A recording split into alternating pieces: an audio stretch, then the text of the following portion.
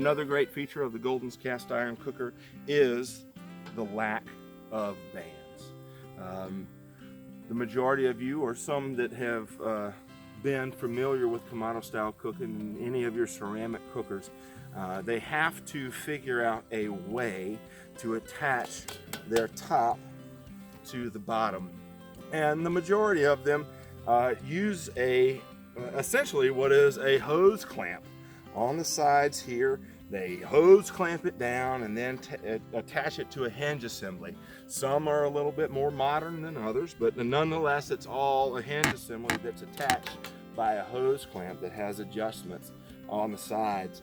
And where you run into problems with that is over time these bolts need to be adjusted. And I don't know about you, but I'm not an engineer, and I can adjust one this way and one that way, and I can try and shut it, and I'll be off an 1/8 here or a 1/16 there, and my seal will not seal.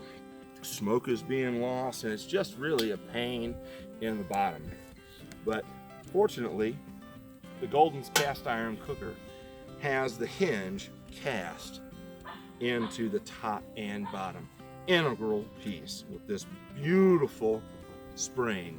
So what that means is once it closes true from our foundry in Columbus, Georgia, that it will close true in 135 years when your great-great-grandchildren are cooking on this wonderful cooker.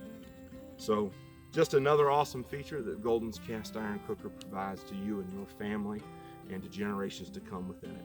So thank you so much. We appreciate you, and welcome to the Iron Age.